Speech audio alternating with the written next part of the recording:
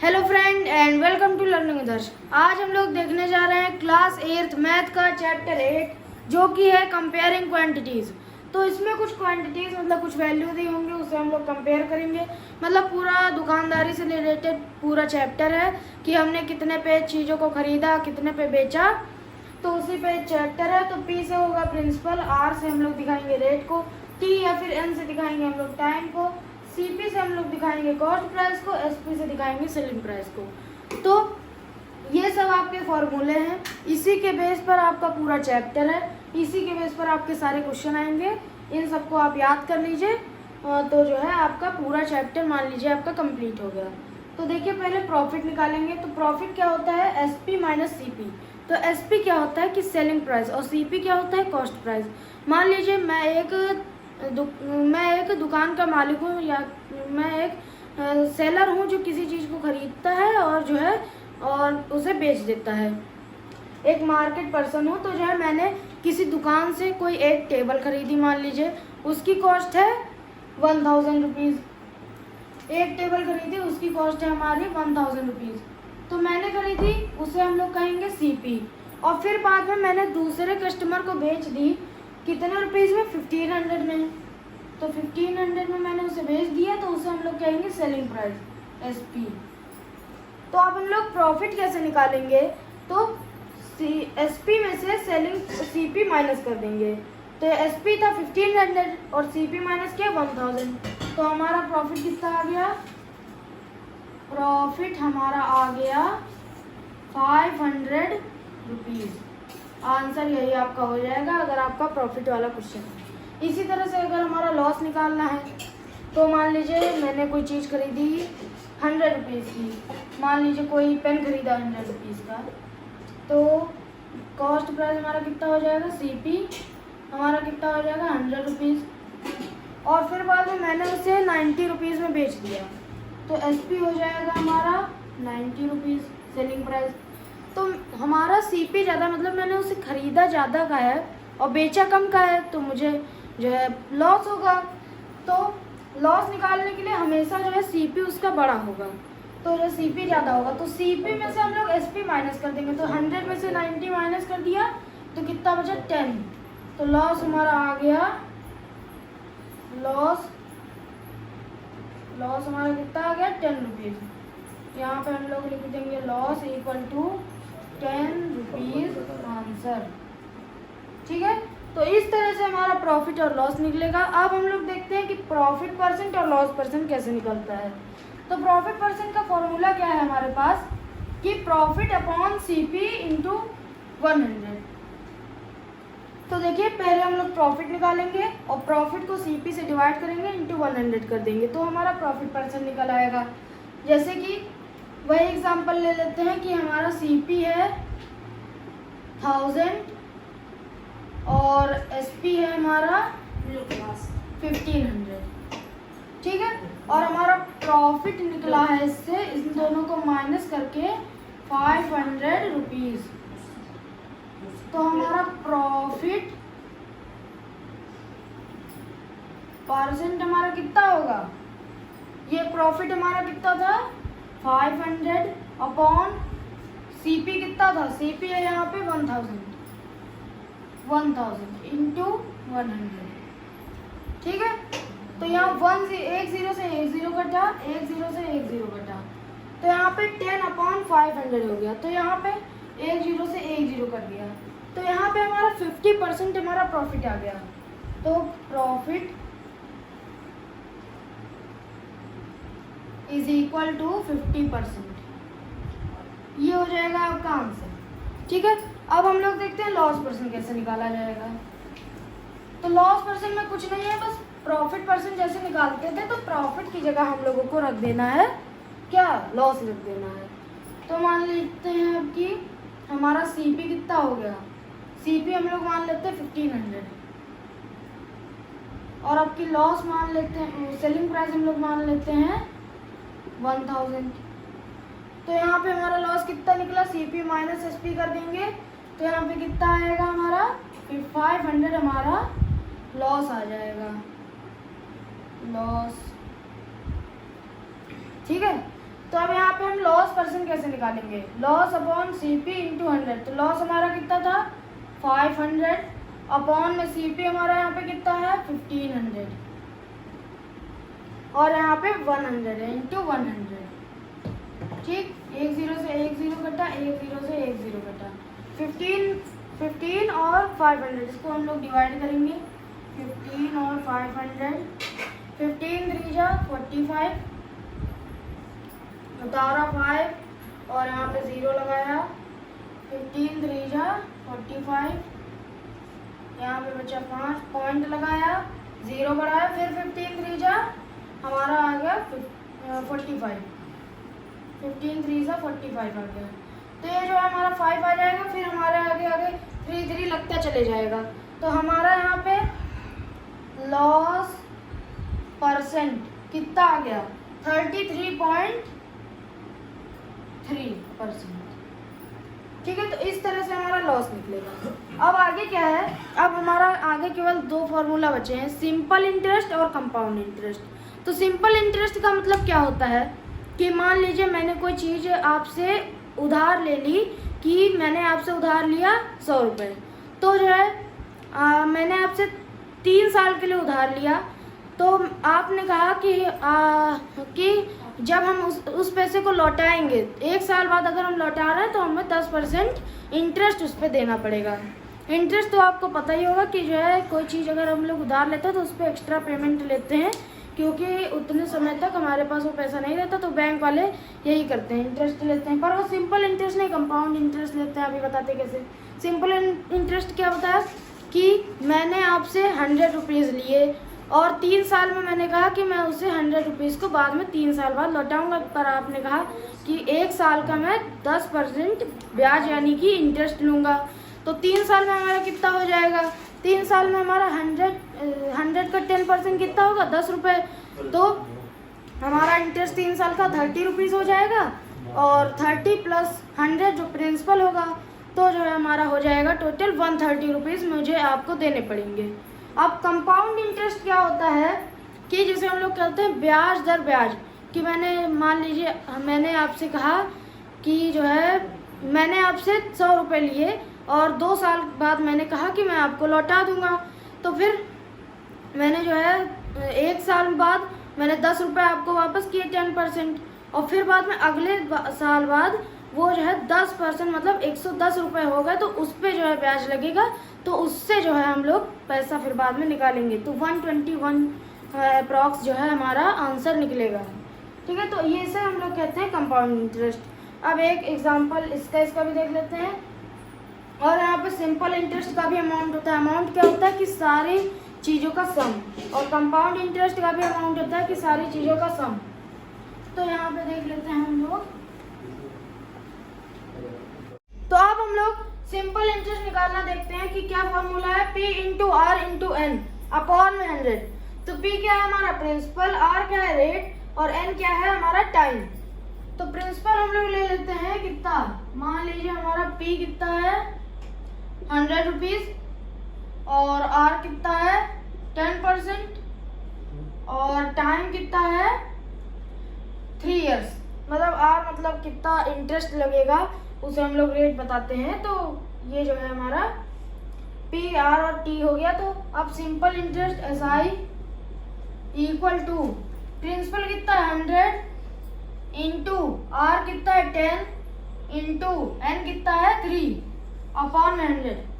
यहाँ तक तो क्लियर है सबको, यहाँ तक तो सब समझ में आ रहा होगा। क्या किया, यही फॉर्मूला लगाया, P था हमारा 100 लिख दिया, R था हमारा 10 लिख दिया, N था हमारा 3 लिख दिया। अब क्या करेंगे, 100 से 100 1 100 100 1 100 ये चला जाएगा 100 से 100। अब 10 इंटू 3 कर देंगे, कितना आ जाएगा सिंपल इंटरेस्ट। तो सिंपल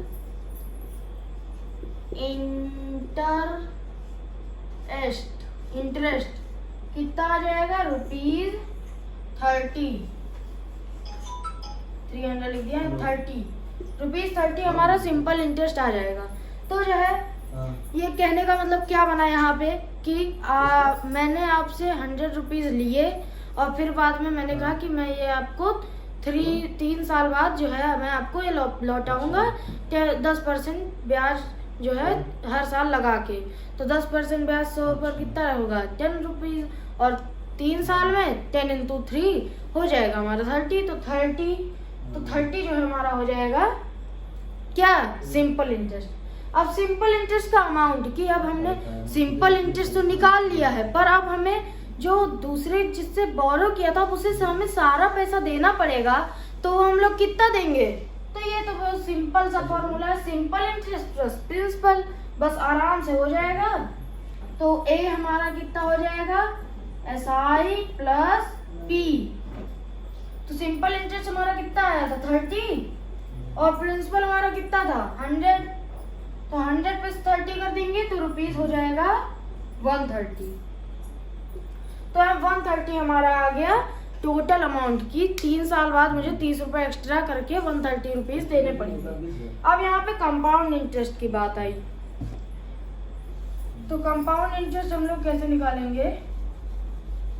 पहले तो कंपाउंड इंटरेस्ट का समझ लेते हैं क्या होता है, कि जो है मैं आपको जैसे बता भी चुका हूँ कि मैंने आपसे 100 रुपये लिए, और फिर बाद में मैंने कहा कि 1 साल में 10% ब्याज लगेगा, तो 1 साल में 10% ब्याज लगा तो 110 रुपये हो गए, और फिर अगले साल भी 110 पे फिर 10% ब्याज लगेगा, ना कि 100 पे। तो ये होता है कंपाउंड इंटरेस्ट। तो इसका फॉर्मूला क्या होता है, अमाउंट माइनस प्रिंसिपल। अमाउंट जितना हमारा आएगा उसमें से प्रिंसिपल हम लोग माइनस कर लेंगे, तो इसका मतलब हमें पहले अमाउंट निकालना पड़ेगा। तो अमाउंट हमारा कितना है, P ब्रैकेट में 1 प्लस R अपॉन 100, फिर ब्रैकेट होल ब्रैकेट और ये T यानी कि टाइम, तो इससे हमारा निकल आएगा अमाउंट। तो यहाँ पे क्या होगा, यहाँ पे हमारा ये सब तो दिया है, प्रिंसिपल हमने कितना लिया था, P हमारा था 100, और R कितना लिया था 10, और T कितना लिया था हमने 3 साल, ठीक है। तो यहाँ पे प्रिंसिपल कितना है 100, तो compound interest is equal to amount of compound interest. Amount of compound interest is equal to क्या हो जाएगा, प्रिंसिपल जो कि 100 ब्रैकेट में 1 प्लस R, R कितना है हमारा 10 अपॉन में 100, और इनटू T कितना है हमारा 3 साल लिख देंगे, बस इसको सॉल्व करेंगे आंसर आ जाएगा। तो यहाँ पे क्या होगा, यहाँ पे देखिए 1 0 से 1 0 कटा, ये अच्छे से लिख दे, अब लग रहा है हल्का, 1 0 से 1 0 कटा 1/10 आ गया। अब जो है इसके नीचे देखिए, इसके नीचे हम 1 लिख सकते हैं। अब इन 1 को 10 बनाने के लिए हमें 10 से मल्टीप्लाई करना पड़ेगा, तो 10 से यहाँ नीचे करेंगे तो ऊपर भी हमारा 10 से मल्टीप्लाई हो जाएगा, ठीक है। तो यहाँ पे हमारा क्या होगा 100, यहाँ पे कितना हो जाएगा 1 इंटू 10 हमारा हो जाएगा। तो हम लोग ऊपर न्यूमरेटर जोड़ते हैं, अगर नीचे डिनोमिनेटर सेम होता है, तो 10 प्लस 1 हमारा 11 हो जाएगा, और नीचे का 10 हम वैसे ही रहने देंगे।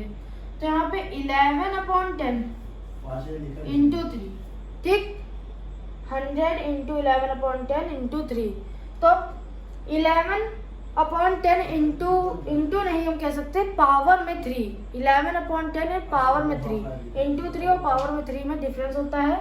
तो इसको हम लोग कैसे लिख सकते हैं, equal to 100 into 11/10 into 11/10 into 11/10, ठीक है। तो 11/10 3 बार 11 खुद से जो है मल्टीप्लाई हो रहा है।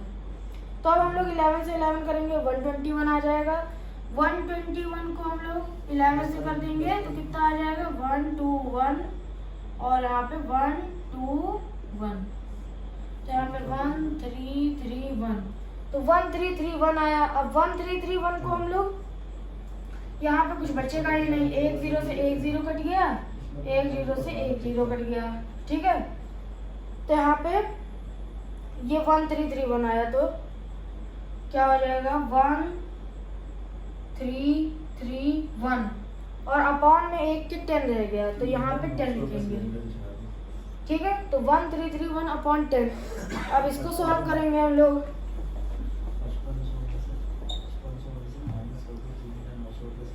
तो 10 1 3 3 1, इसको हम लोग सॉल्व करेंगे। 10 1 जा 10, यहाँ पे 3 बचा, 3 उतारा, 10 3 जा 30, यहाँ पे 3 बचा, 1 उतारा, 10 3 जा कितना होगा 30, यहाँ पे 1 बचा, पॉइंट लगाया, 0 बढ़ाया, और 10 1 जा कितना होता है 10। ये हो गया हमारा, ये आ गया हमारा आंसर। क्या हुआ? वैसे एक सिंपल ट्रिक है इसको डिवाइड करने की कि क्या करते हैं, अगर नीचे 10 100 1000 1 लाख जितना लगा हो उतने डिजिट छोड़ के हम लोग पढ़, बस इतना सा। क्या होता है मैंने कि ये सब आप भूल जाइए। 10 जैसे था यहाँ पे एक डिजिट एक जीरो था, तो यहाँ पे एक जीरो, एक पॉइंट लगा दीजिए, बस हो गया। अब मान लीजिए यहाँ पे 1 2 3 कितने 4 डिजिट हैं, यहाँ पे पॉइंट लग जाता है। मान लीजिए यहाँ पे 3 डिजिट है, यहाँ पे पॉइंट लग जाता है। ये होती है 10 या फिर किसी भी 1 के बाद में 0 वाले नंबर से डिवाइड करने की ट्रिक। तो मैंने करके दिखा दिया, नहीं ऐसे भी कर सकते थे आप। तो यहाँ पे कितना हो जाएगा, यहाँ पे ये कट के 133.11 आपका कंपाउंड इंटरेस्ट आ जाएगा। मतलब कि सिंपल इंटरेस्ट और कंपाउंड इंटरेस्ट का अगर हम लोग कंपैरिजन करेंगे तो कंपाउंड इंटरेस्ट हमारा ज़्यादा होगा, सिंपल इंटरेस्ट हमारा छोटा होगा। तो यहाँ पे क्या निकाला था, amount of simple interest is equal to 133.1। ठीक, तो हम लोग क्या कर रहे थे, सिंपल इंटरेस्ट में 130 रुपीज दे रहे थे, पर कंपाउंड इंटरेस्ट में हम लोग 133 मतलब 103 रुपए हम लोग ज़्यादा देंगे कंपाउंड इंटरेस्ट में। और बैंक वाले इसी तरह से हम लोगों के पैसे जो है लोन में काटते हैं, मतलब इंटरेस्ट हम लोगों का लेते हैं। तो यहाँ पे अब हम लोग क्या करेंगे, कंपाउंड इंटरेस्ट निकालेंगे। तो कंपाउंड इंटरेस्ट निकालने के लिए कुछ नहीं है, यहीं पे कर देते हैं। ये सब कॉस्ट प्राइस तो आपको पता ही चल गया, तो इसे मिटा देते हैं यहाँ पे। तो यहाँ पे जो है कंपाउंड इंटरेस्ट अलग पन से कर देते हैं। कंपाउंड इंटरेस्ट हमारा कैसे निकलेगा, अमाउंट जितना होगा उसमें हम लोग प्रिंसिपल माइनस कर देंगे, अमाउंट जितना होगा उसमें हम लोग प्रिंसिपल को माइनस कर देंगे, तो हमारा कंपाउंड इंटरेस्ट निकल आएगा। ठीक है, तो जो है अमाउंट हमारा कितना निकला था 133.1 और प्रिंसिपल कितना था, 100। तो यहाँ पे 100 और 0.0, क्योंकि यहाँ पे कोई पॉइंट के बाद कुछ नहीं लगा तो 0 कर देते हैं। इसको हम लोग माइनस कर देंगे, 1 में से 0 गया 1, 3 में से 0 गया 3, 3 में से 0 गया 3, और यहाँ पे 1 मतलब 0 हो जाएगा। तो कितने डिजिट बाद पॉइंट है, 1 डिजिट बाद, तो ये 1 डिजिट बाद लगेंगे। ठीक है, तो यहाँ पे जो है हमारा आ गया 33.1 हमारा कंपाउंड इंटरेस्ट लगा, मतलब 33.1 रुपीज़ हमारा कंपाउंड इंटरेस्ट लगा। तो ये देखिए कितना आसान है हमारा कंपेयरिंग क्वांटिटीज़। इसी के बेस पर आपके क्वेश्चन बनेंगे एग्ज़ाम में, और एक्सरसाइज भी होंगी, उससे भी हम अगली वीडियो में सॉल्व करेंगे। बाकी आपको एक्सरसाइज करने की कोई ज़रूरत पड़ती नहीं होगी, अगर आप ये समझ गए तो आप चाहे जितने क्वेश्चन कर डालें। तो जो है मिलते हैं अब हम अगली वीडियो में एक्सरसाइज के साथ या फिर किसी और चैप्टर के साथ। तब तक के लिए बाय बाय।